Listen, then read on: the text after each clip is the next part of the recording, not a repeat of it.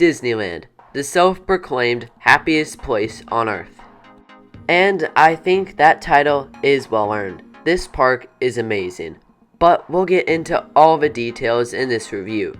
Disneyland originally opened all the way back in 1955. Every Disney theme park you go to, you can trace it back to Disneyland, which is pretty cool. And Disneyland to this day is still one of the best themed parks in the entire world. So understandably, it is going to cost more than a lot of other parks out there. I've mentioned this many times in my Disney park reviews, but Disney is definitely more expensive than Six Flags or Cedar Fair. But for the quality you're getting, it's earned. Tickets for Disneyland cost around $100, but you also get very long hours with Disneyland. This park opens 8 a.m. daily and is open till at least 9 p.m., sometimes even till midnight, depending on the time of year. But no matter what time of year you visit Disneyland, I'm going to warn you right now, it is going to be busy. This park, I just think, has such a high demand that no matter when you go, there's going to be a decent amount of people there. However, there is a way that you can skip some of the lines, using the Genie Plus Lightning Lane FastPass system. The FastPass is only about $20 extra per person every day, which is a fantastic deal. Most rides are available to skip, and here's how the system works. You can skip one particular ride only once per day, and you can only have one FastPass at a time unless 90 minutes has gone by in between your last FastPass and where you are now. And for all these FastPasses, there's an hour return window, which is actually a pretty long time. Overall, the Lightning Lane can save you a lot of time, and you can do so many rides. When you use it and you're smart with your time, you can do an upwards of 20 rides per day. Now, I do recommend arriving at this park at least an hour before opening. That's when they open security, and you want to be one of the first people in the park. Not only because there's less people, but you can also do so many rides in the morning. Plus, in my opinion, there's a certain magic to being at Disneyland right after the park opens. The start and end of the day are the best times to be at Disneyland. Now, I have a couple of touring plans I would like to recommend. I'll start with the Fantasyland touring plan. In this plan, you start with Peter Pan's Flight. This ride gets ridiculously busy for some reason, so hitting it in the morning is a good idea. Then move on to Snow White's Enchanted Wish. This is also a good ride. Mr. Toad's Wild Ride and Alice in Wonderland can follow suit.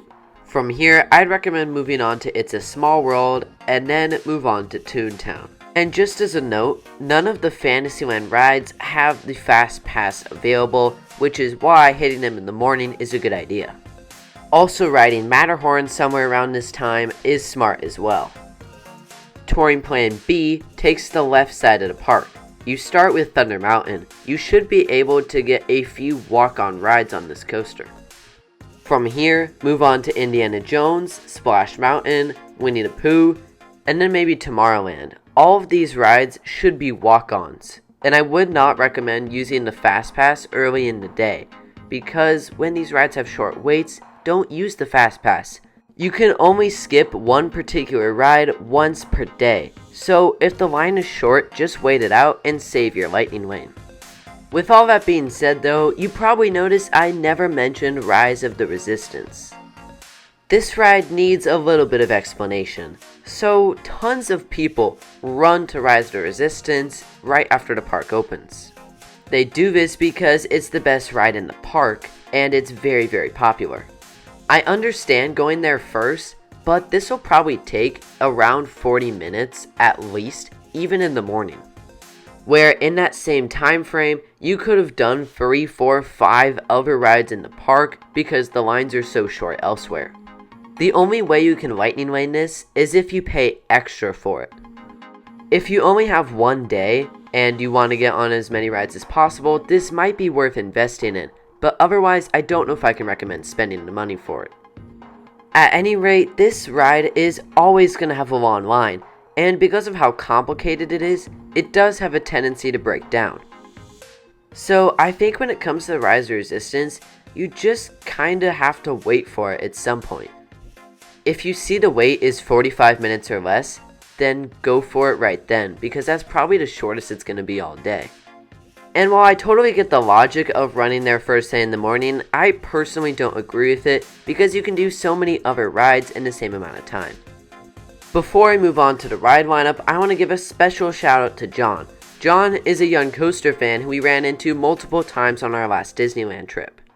John, if you're watching this, I just want to say, keep smiling and keep riding coasters. But before we get to the coasters that Disneyland has to offer, let's talk about Rise of the Resistance while we're on the topic. It's a hassle to get on, yes, but when you get on it, it is amazing. It's one of the best well-engineered rides in the entire world. Its quality and scale is matched by almost no other attraction. Moving on to the roller coasters, there are 4, technically 5. Big Thunder Mountain Railroad is one of my favorite family coasters of all time.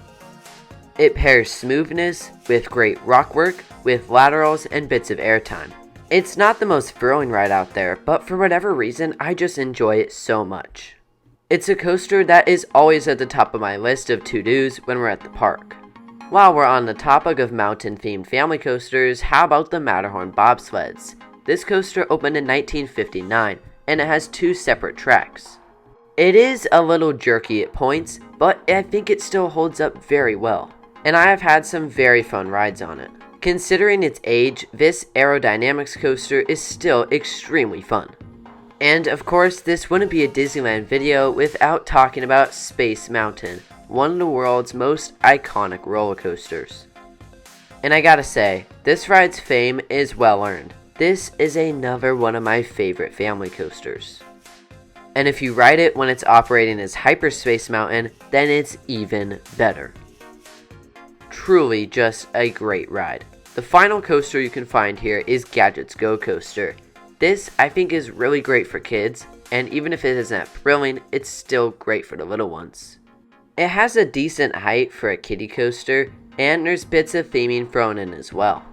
For flat rides, there's just a few spinners. Astro Orbiter is probably the best of the bunch, but this park doesn't focus on flats. For dark rides, there's a ton. Peter Pan is a pretty solid one.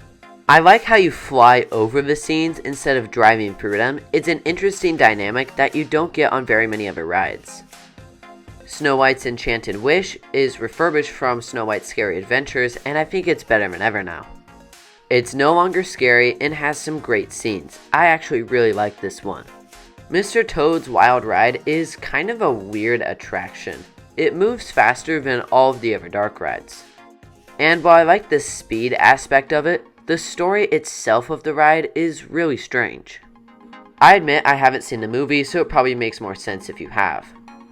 Alice in Wonderland is yet another classic dark ride. This one I think is on the upper tier of these classic dark rides. And it's another one that's pretty enjoyable. There's also Pinocchio, which isn't my personal favorite, but I know some people like it. The movie itself is pretty dark at times, and that's reflected in the ride. There's an interactive shooting dark ride and Buzz Lightyear's Astro Blasters. I think this version is a little better than the one that's in Disney World because you have a much freer range of motion with your guns. The guns are attached to a cable instead of being mounted to the ride vehicle. While we're in Tomorrowland, some people are really a fan of Star Tours The Adventures Continue. But from my personal experience, this ride is not that great. I think it's a poor man's version of Millennium Falcon Smuggler's Run, which I know came way after Star Tours, but still. And speaking of Millennium Falcon Smuggler's Run, this is one of the best simulator rides out there. Isn't it every kid's dream to fly the Millennium Falcon? Smuggler's Run basically makes that a reality, and it is so fun. If you're as horrible of a pilot as I am, then your ride will be absolutely hilarious. Because the whole time you'll be going boom, crash, bonzi, boom, ow, ooh. And while it wouldn't be very effective in real life, for a ride, it's awesome. And rounding up the lineup of the storybook dark rides, you have the Many Adventures of Winnie the Pooh. I always love getting a ride on Winnie the Pooh. This is not one of the world's best rides by any means. However, I always come off this ride with a smile, and it's very cute. Another super fun dark ride is Roger Rabbit's Cartoon Spin. Currently, this ride is not open because this and all of Toontown is being refurbished and Mickey and Minnie's Runaway Railway is being added. However, this ride itself is very enjoyable, and you can make it as crazy as you want by controlling how much you spin. Another very iconic attraction is Haunted Mansion. It's amazing how the effects on this ride still look so good today. Never mind when the ride actually opened. This also has one of the world's best pre-shows with the stretching room. Overall, this Omnimover Dark ride is really a joy. I've gone almost 11 minutes without touching on Indiana Jones. That needs to change. Indy is incredible. What they did with this ride's massive sets blows my mind every single time. And every time I ride it, I feel like I see something new. That's the sign of a good dark ride. For boat/water rides, there are a few. Pirates of the Caribbean is a fantastic dark ride. The musical score is catchy and absolutely terrific. And the abundance of animatronics is astounding. As for Splash Mountain, what can be said that hasn't been said already? This ride is getting rethemed to Princess and the Frog soon, and while I still think it will be one of the best rides in the park, I don't think it will match what the ride is right now. Get your final rides on this wonderful log flume before it's rethemed, because it is a zippity-doo-dah-day when you can get a ride on Splash Mountain. This ride has it all: the rock work, the drops, the theming, the animatronics. It's the world's best log flume. If you have a chance to get on one of the two boats that circles the rivers of America, I think you should do it. It gives some really unique vantage points of the rest of the park, especially of Tom Sawyer's Island. These rides can also be a good way to just kind of relax and get away from the hustle and bustle of the main park. If you want to get a workout in, then you can ride the canoes. I've never been on these, but it provides more kinetic energy for the rivers of America. And I'm sure it's a decent workout too. The final boat ride that should be touched on is the world famous Jungle Cruise. The puns are usually pretty bad, but the skippers make this attraction worthwhile. Switching gears, Autopia is a lot of kids' first memory of being behind the wheel. And while it isn't my personal favorite attraction out there, I still think it holds a special place in so many people's hearts. Finally, the Disneyland Railroad. This is one of the most iconic railroads in the world. And like so many rides at this park, there is a reason for that. This train is another nice breather attraction, a ride you can do to take a break from the hustle and bustle. And there's even some scenes on this ride that you can only see on the train and nowhere else in the entire park. This and the overall vistas you get, I think, make it worth your while. So that is a wrap on Disneyland's ride lineup. The ride lineup is ridiculous. There are so many top-notch attractions here, and when you combine that with the theming and overall fantastic atmosphere of the park, you can see why this place is so popular. There's something to do around every corner, even walkthrough attractions like Tom Sawyer's Island. As far as food is concerned, you needn't worry. Disneyland is one of the best parks in the world for food. Most restaurants you can mobile order, which I highly recommend doing. Get the Disneyland app and use the mobile order so you don't have to wait in a physical line. And there are some unique experiences as well that you need reservations for, like Oga's Cantina in Galaxy's Edge and Blue Bayou in the New Orleans Square. But as a general rule, the quality of the food offerings is better than most parks out there. As far as merch goes, there is plenty to go around, and while I wish there was more ride-themed merchandise, there are shops everywhere nonetheless. And as a general rule, Mickey is front and center on most of the merch. The Happiest Place on Earth is also fantastic at night. If you have the opportunity to be at Disneyland after the sun goes down, do not miss it. The level of immersion is still great, and the lighting changes the game. So overall, do I recommend Disneyland in Anaheim, California? Absolutely.